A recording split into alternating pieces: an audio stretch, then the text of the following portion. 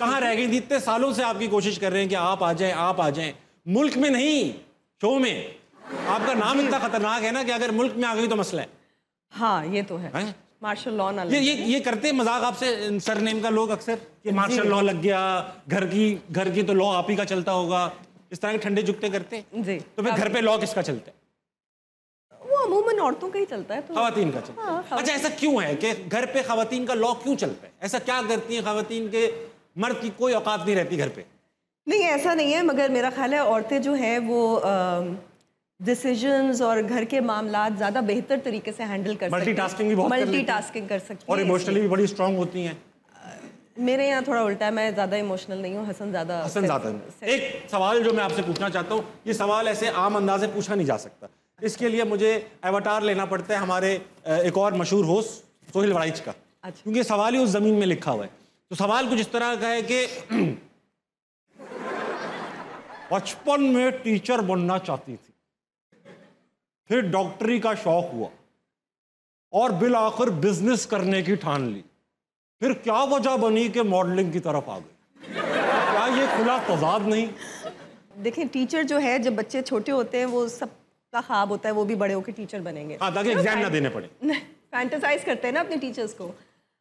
Doctor का तो मेरा कभी भी नहीं था, ये थोड़ी अब हमने लिख दिया तो आपको था। आप लोग ने लिखा है ना, मैंने थोड़ी लिख कर प्लीज अब आप एडजस्ट करें। अच्छा चले, एडजस्ट कर लिया, थोड़े अरसे के लिए हुआ होगा। आप एयर होस्टेस बनना चाहती थी? हाँ जी, वो नहीं लिखा हमने, देखे। हाँ। कवर हो गया, कवर हो गया। अच्छा, उसके बाद बिजनेस का ये था कि जाहिर सी बात है जैसे जैसे बड़ी हो रही थी तो मैंने सोचा उस टाइम पे MBA का बड़ा नया सारी बात है, नाम में मार्शल लगा है, बिजनेस तो करना होगा। फिर बस हालात ऐसे हुए कि जॉब करने की ज़रूरत पड़ी तो एयर होस्टेस के लिए अप्लाई किया, वो फ़ौरन ही सिलेक्शन हो गई। लेकिन जब मैं गई फर्स्ट डे तो वो जो ट्रेनर थे वो इतने स्ट्रिक्ट थे कि उन्होंने सबको इतना डांटा, मुझे भी डांटा किसी बात पे, वो मैंने यस के बजाय या बोल दिया था। हाँ, तो वो उन्होंने मुझे बहुत डांटा इस पर, तो बस फिर वो मैं अगले दिन छोड़ बहुत सही किया उन्होंने। बताया कि हमारे यहाँ अगर आप जहाज में हमारे ऐसे शरारती लोग जा रहे होते हैं कि अगर उनको हल्की सी भी इनफॉर्मल हिंट मिल जाए, बिल्कुल, अरे इसने मुझे या बोला, इसका नंबर ले लेता हूँ मैं। ऐसा होता है ना यहाँ पर, हल्की सी हिंट दे देते हैं।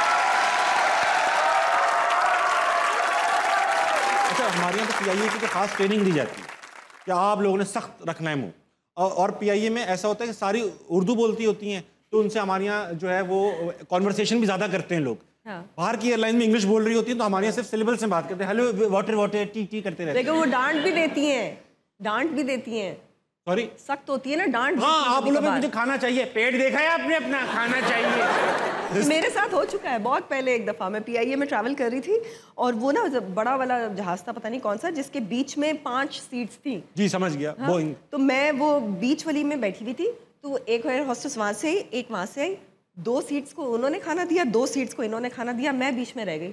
अब मैं देख रही हूँ मुझे कौन खाना देगा। तो अब जब वो आगे निकल गई, मैंने कहा एक्सक्यूज़ मी, मेरा खाना? तो उन्होंने कहा ट्रे तो खुली रखे। मैंने कहा खुली भी तो है। बीच में बैठी रहती हैं, पता नहीं बीच में नहीं बैठते। नहीं, उन्होंने उसको कहा कि तुम खाना दो, उसने आगे से उनको कहा नहीं तुम खाना दो। कराची की सिचुएशन हो गई। तो खैर ये भी होता है। बहुत